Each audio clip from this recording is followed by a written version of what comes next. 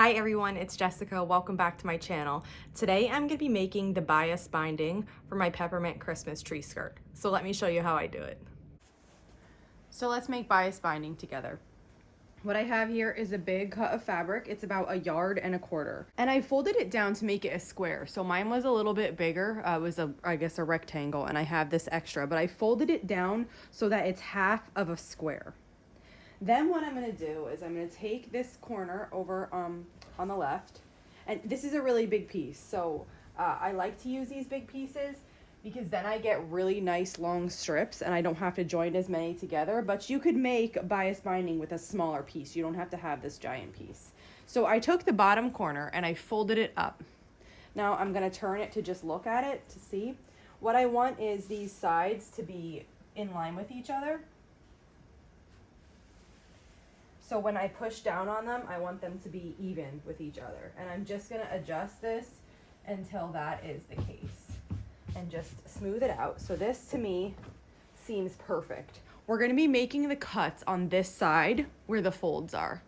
But because this is too long for my roller, what I'm gonna do is I'm just gonna take this and just fold it down.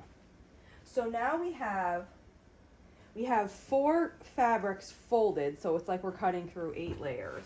You want to make sure you have a nice sharp rotary blade for this, and I'm just going to line this up. So I lined the top edge up with one of the straight lines on my cutting mat. Then I'm going to come to this side, and I like to start in the middle and just smooth this over. That gets rid of any bumps that might be there when you're cutting these little edges off. And I think I'm gonna cut here. I'm cutting the folds off. Okay, so that part I'm gonna get rid of. And now when I make my cuts, you're gonna make it however wide you want your binding. I'm gonna do 2.5 inches. That's what I usually use for my binding. And you're just gonna make a cut. And this is a big piece of bias binding. You're gonna have 2 of them in that. So when I unfold this, you can see this is really stretchy. This is the purpose of using bias binding, that it's stretchy and it can go around curves.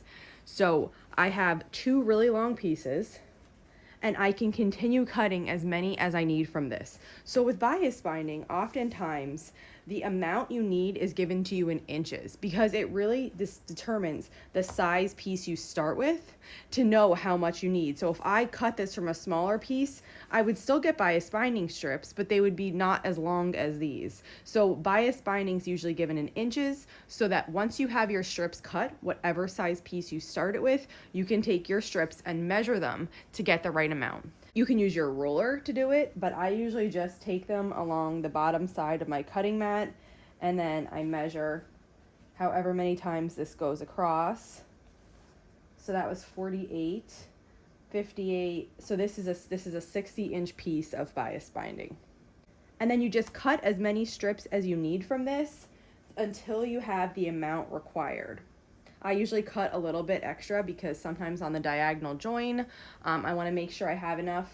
And I just always like to have a little bit extra so I can put this away and not have to keep this on my mat perfect.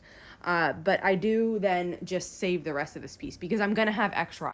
I did not need 1.25 yards to bind my quilt.